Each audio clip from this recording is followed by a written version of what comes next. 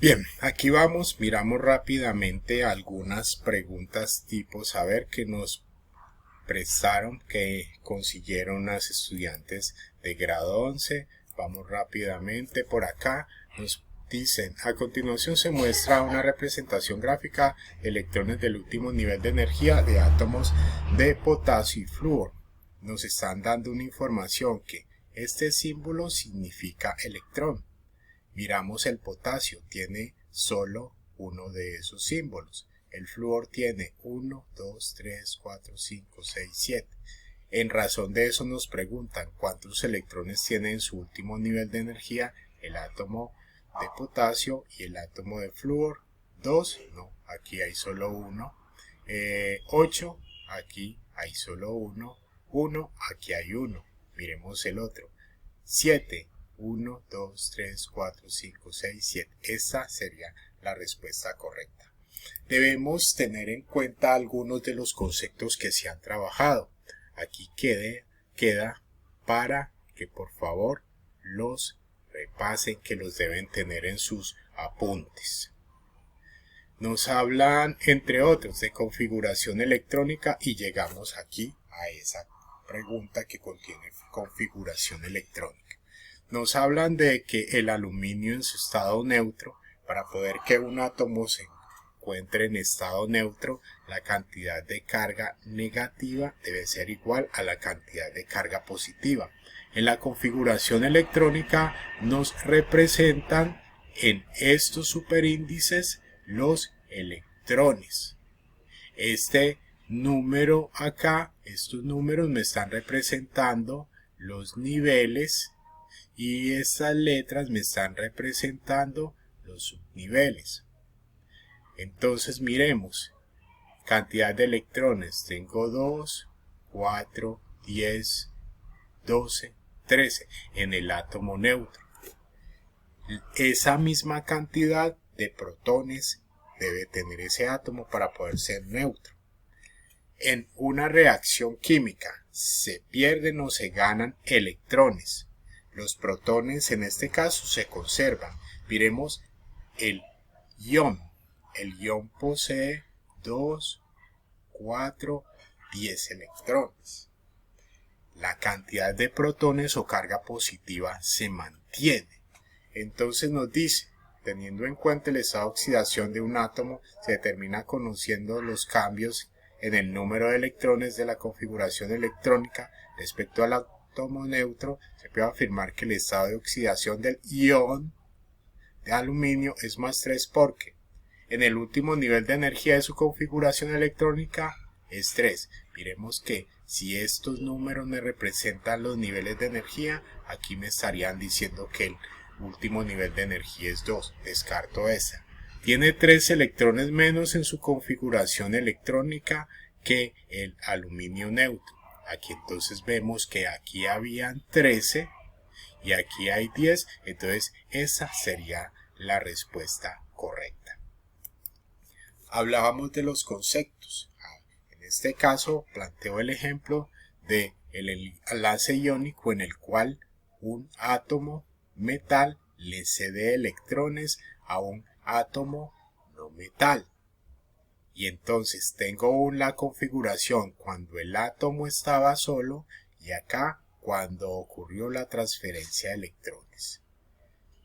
Lo mismo acá, este recibió electrones y entonces también cambió su configuración electrónica para tener en cuenta. Más conceptos que deben tener en cuenta, que es un átomo, que es una molécula, que es un compuesto químico, que son moles, que es un enlace químico y los tipos de enlaces químicos, que es una reacción química, que el reactivo y el producto deben estar presentes. Aquí precisamente nos plantean 3 reacciones químicas y nos dicen que, teniendo en cuenta esa información, ¿cuál de los siguientes enunciados describe correctamente lo que sucede en la reacción 2? Nos ubicamos en esta reacción 2. Reaccionan 2 moles de oxígeno diatómico. Miremos que aquí no hay ningún número, o sea que hay un 1, entonces descartamos, no hay 2 moles ahí. Una mol de H2O2 se descompone en 2 moles de O2. Miren que aquí en los reactivos no tenemos H2O2. Reacciona una mol de O2, bueno, se acerca una mol de O2 con 2 moles de H más su hidrogenión. Tengo aquí 2 moles, este número me representa la cantidad de moles.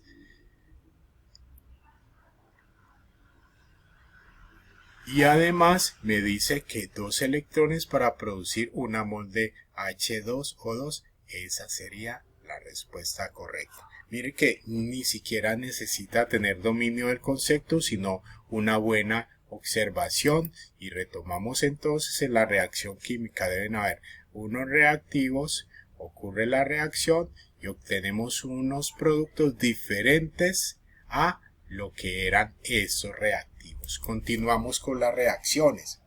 Nos dice, teniendo en cuenta la anterior información, ¿por qué la implementación de estas reacciones puede ser una estrategia factible para descontaminar fuentes hídricas rápidamente? Entonces nos plantean acá porque el oxígeno y la luz solar son recursos naturales abundantes y solo se necesitaría adicionar hierro al agua contaminada, producir radicales libres que se encarguen de degradar los contaminantes presentes en el agua contaminada. Esta es la respuesta más acertada, así haya otras que también podríamos pensar, porque al agregar hierro y oxígeno a las fuentes hídricas en presencia de luz solar se puede transformar los contaminantes del agua en compuestos que mejoren su aroma y sabor. La contaminación no solo se mide por sabor y aroma, entonces sigue siendo esta la más acertada y sigue mirando las otras para no agotar el tiempo. ¿Qué más nos preguntan? En las reacciones 2 y 3, la sustancia H2O2 es un compuesto. La razón por la que esta sustancia se considera compuesto es porque su carga total es 0 y no tiene electrones en su estructura. Todo átomo tiene protones y electrones. Entonces descarto esta. Actúa como producto y como reactivo en diferentes reacciones y solo los compuestos pueden hacer eso, pues es relativamente cierto. No es estrictamente cierto. Se compone de 2 elementos químicos unidos mediante un enlace. Entonces hablamos que se acerca. Al reaccionar con el hierro se descompone en 3 elementos de la tabla periódica y solo los compuestos se descomponen. Estaríamos entre esta y esta. Entonces miremos. 2 elementos químicos unidos mediante enlace, completamente cierto. Está el hidrógeno y está el oxígeno.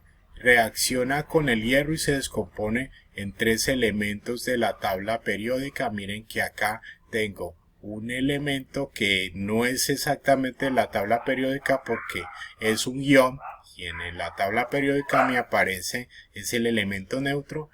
Este es otro ion y aquí tenemos otro ion, entonces la más acertada sería la C. Conceptos. Leyes de los gases, presión, temperatura, volumen, cantidad de materia en moles. Acá nos dicen que nos dan la ecuación de los gases ideales. Tenemos un globo que cambia la cantidad de moles manteniendo la presión y la temperatura del globo sin variar. Entonces, con base en la información anterior y teniendo en cuenta la ley de los gases ideales, ¿por qué el volumen del gas aumenta cuando aumenta el número de moles dentro del globo? No necesitamos conocer mucho de esta información, por lógica, porque más moléculas ocupan un mayor espacio. Aquí nos dice que la presión y la temperatura no varía, pero entonces sí va a variar el volumen, entonces sería esta la respuesta correcta. Seguimos. En la tabla se muestran las variaciones de presión de una cantidad fija de un gas en un recipiente cerrado, variando recipiente cerrado, entonces no puede cambiar el volumen, variando la temperatura pero manteniendo las demás condiciones sin variar. Nos preguntan, con base a la información anterior y teniendo en cuenta la ley de los gases ideales, ¿cómo cambia el comportamiento del gas cuando aumenta la temperatura en el recipiente?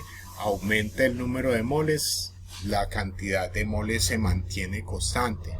Disminuye el volumen del gas. Han visto la olla pitadora. Cuando aumenta la temperatura, también va a aumentar la presión. Y aquí es donde nos están diciendo, aumenta la presión del gas. Disminuye la densidad del gas, pues ahí no va a haber variación, entonces aumenta la presión del gas. Seguimos por acá, conceptos, materias y sus propiedades, estados y cambios de estado de la materia y las unidades del sistema internacional. Ya de esto hablamos. Miramos acá. Nos pregunta cuál de los siguientes instrumentos permite tener la medida exacta de la leche. Esto me sirve para medir el tiempo, esto me sirve para medir cantidad de materia, este me sirve para medir la temperatura y este sí me va a medir el volumen, sobre todo de los líquidos. No olviden esto. Seguimos acá. Nos hablan de el calor específico y entonces miramos que el elemento que necesita mayor calor específico es el aluminio. Teniendo en cuenta lo anterior, si se tiene 1 gramo de cada sólido, ¿cuál de los sólidos necesita mayor energía para aumentar 1 grado centígrado su temperatura? Miren que aquí nos están dando la respuesta, aluminio. Acá nos hablan de soluciones. Entonces tengan en cuenta que es la concentración de la solución depende de la cantidad de soluto que puedo disolver en 100 gramos de agua o en 100 centímetros cúbicos de agua. Y entonces nosotros hablamos de mezclas heterogéneas y homogéneas, y dentro de esas mezclas heterogéneas y homogéneas entonces encontrábamos las homogéneas, que son las soluciones, y dentro de esas soluciones entonces vamos a encontrar las insaturadas, las saturadas y las sobresaturadas, que dependen de la proporción de soluto y solvente o disolvente. En términos generales tenemos una curva en la cual en esta parte vamos a encontrar, en esta zona encontraremos soluciones insaturadas, aquí soluciones saturadas y por acá tendremos soluciones sobresaturadas, para que lo tengan en cuenta. Vamos a nuestra pregunta. Entonces nos relaciona la concentración con la temperatura y nos dicen que de acuerdo a la información anterior, si a 20 grados centígrados, o sea aquí se tiene una disolución preparada con 20 gramos de nitrato de potasio, entonces miremos que sería aquí 20 en 100 gramos de agua. Se espera que se obtenga una disolución insaturada, porque a 10 grados centígrados se disuelven 80 gramos de nitrato de potasio. Entonces, esa información sería verídica. No, miren que a 10 grados centígrados la cantidad que se puede disolver únicamente. Luego dice saturada, porque a 20 grados centígrados se puede disolver máximo 20 gramos de nitrato de potasio, y esa información no es cierta. Entonces nos dicen por acá insaturada, porque a 20 grados centígrados se pueden disolver más de 20 gramos de nitrato de potasio, y miren que correctamente a 20 grados me da más de 20 gramos. Y para terminar, que se nos agota el tiempo, miremos esta, que nos están diciendo en la tabla se muestran puntos de fusión y ebullición de 4 sustancias.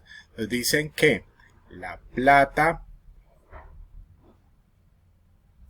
para poderse fundir, necesita una temperatura de 962 grados.